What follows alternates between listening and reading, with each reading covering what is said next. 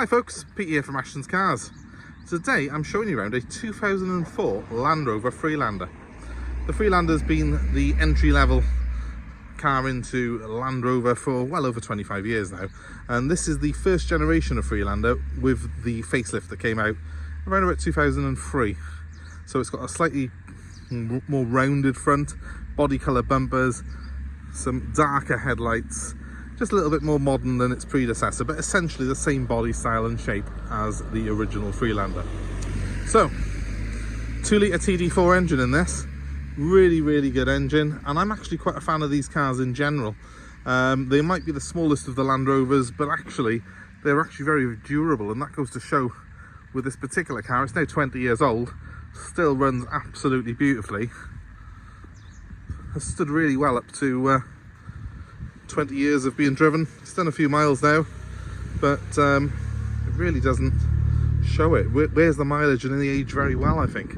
Well, this is a HSE model, so it's one of the top of the range Freelanders of this generation. In fact, it would have been, I think, top of the range back in 2004, and it has got that 2-litre TD4 engine, which is by far the best engine, especially on this first generation of Freelander. Beware of the petrol 1.8s.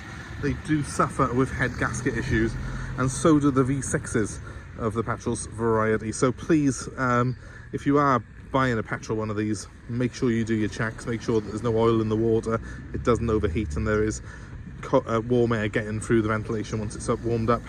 If it has any sign of head gasket issues, just walk away from it.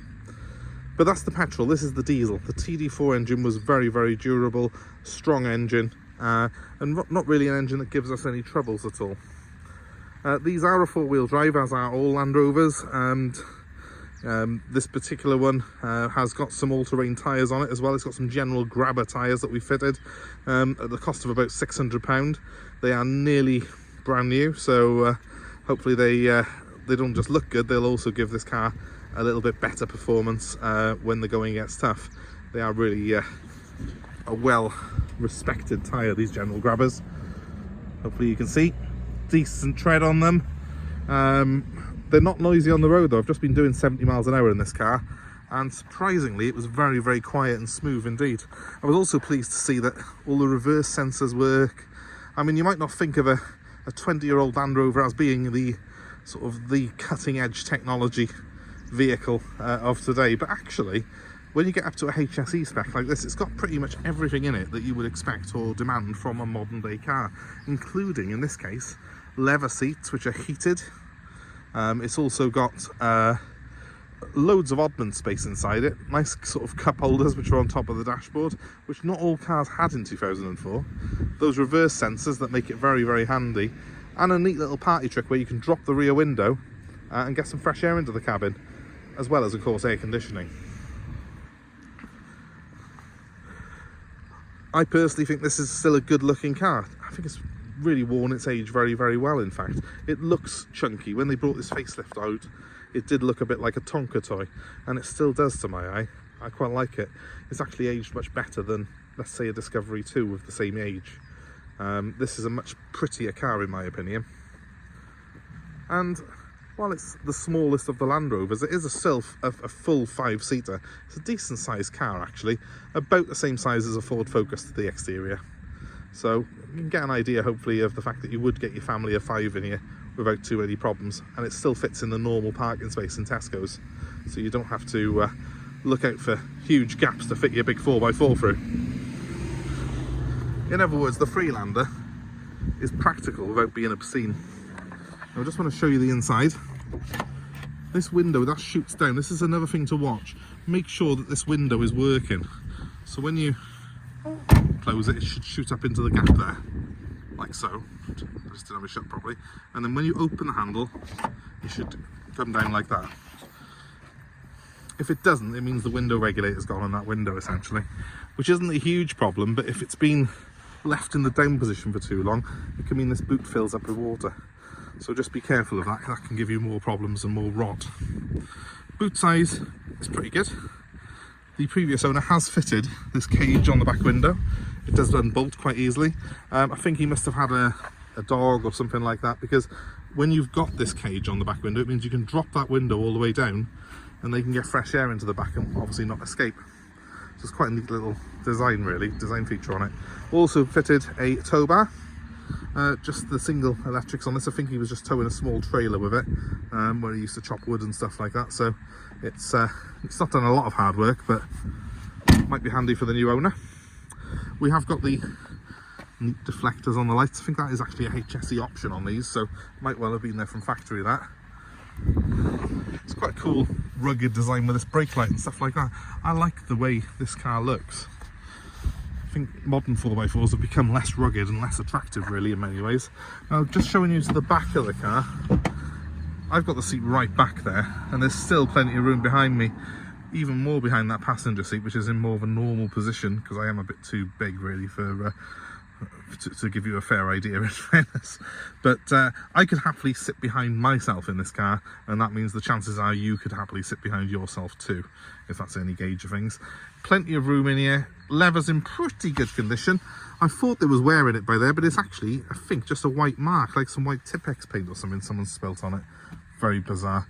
But the seats themselves are quite plush, and it's quite a soft leather, but also feels utilitarian and hard wearing at the same time. Jump into the front.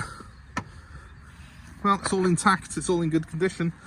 You know, considering this car's done, I'll get the mileage up for you in a second, but it's well over 100,000 miles. Not really a lot of wear to the seat, just a tiny bit on the bolster there. But overall, it's kept its shape, still very supportive. And all the switchgear is very much intact.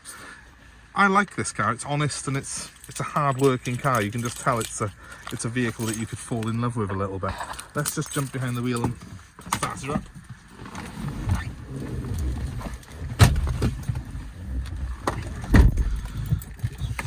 So, hopefully you can see my gauges there. I'm just going to do the startup sequence for you so you can see it all working. So there's the position 1, 123,000 miles it's done. Let's start her up.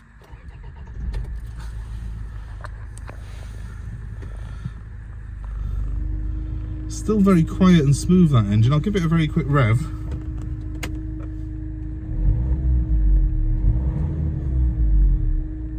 And it pulls extremely well. Obviously I can't drive it while I'm videoing it, but yeah, it pulls very well through the gears. Even at 70 miles an hour on the motorway, still feels very, very responsive. I have got a few other little tricks in this car, because this Land Rover was built under Ford's tenureship of Land Rover, and so it's got the neat, as you probably can just about see, quick clear front windscreen, so we can press a button by there and it's heated. Great for those frosty mornings. We've also then on those frosty mornings got our bum warmers on both the front seats, and it has got air conditioning for the summer. See what I mean about those cup holders? Probably the best position ever for cup holders, right on top of the dash where you can easily get to things. It's got a very, very basic navigation system on it. Ignore that, I would, because it's not really up to modern standards. It's 20 years old, but it just goes to show the sort of spec this car had back in the day, when that was quite a luxury item. And yeah, all in all, very, very good condition really. The leather on the wheels, all very nice still. Doesn't feel like it's done 123,000 miles when I'm driving it. The gearbox is responsive, and it's, you know, nice positive sort of throw on it. I mean, it's not a sports car, it's a Land Rover, but it certainly still does the job. I would personally, you know, for a 20-year-old 123,000 mile car, say this is in excellent condition. This particular example, and it gives you an idea hopefully of how well these cars do stand up to use and to mileage, which is very, very important. I've got electric mirrors on it as well, and I think, yeah, power fold as well, and it works. And that's the great thing, that everything I've tried on this car does work. Look at that, it's even got Harman Kardon stereo in it. Obviously very, very luxurious back in the day. Now there is a switch down here as well, which if I press, I think it's that one there. I'm just dropping the rear window now, so I'll show you. I'll leave that down so as I can show you that when we get out of the vehicle. But yeah, it all does what it says on the tin really in here. It feels utilitarian, but it also does feel, you know, vaguely luxurious with the extras that it's got. There's nothing in here that's lacking. And I've got that fantastic command view of the road. Typical Land Rover. I can see every corner of the car. You can hopefully see there that the bonnet crests up on the sides there, so you know exactly where you are on the road. It's a very easy car to place on the road. That makes it easy to drive both on road, and of course when you're going off-road it's an absolute godsend being able to place this car exactly where you want it. Let's turn her off a second and we'll have a look in the back. So coming to the rear of the car, I've now put the window down and hopefully you can see what I mean.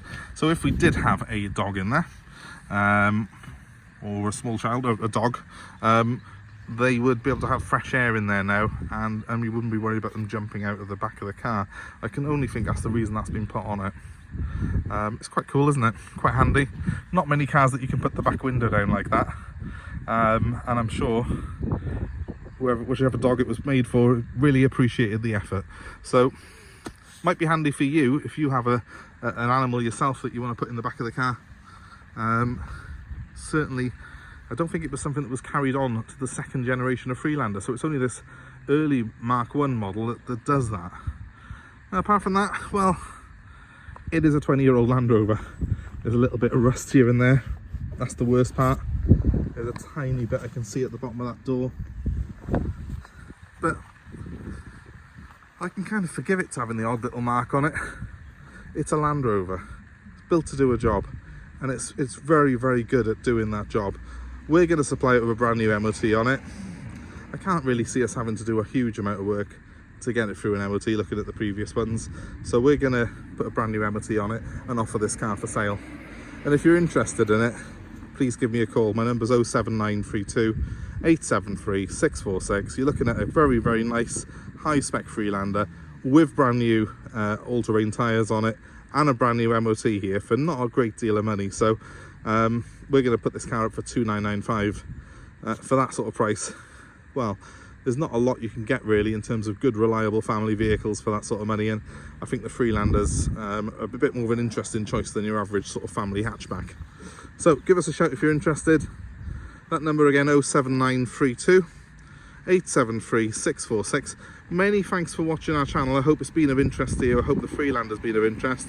Please feel free to comment on this post. Let us know your own ownership experiences of these, especially if you've had this TD4 engine, because in my opinion this is the one to have. So let us know your thoughts, your feelings on that car, and as always, please give us a like, please give us a share, subscribe to our channel and hit the notifications, and you will be kept abreast with more cars that we've got coming in the stock, more car reviews and more car buying advice. But in the meantime guys, thanks for watching and goodbye for now.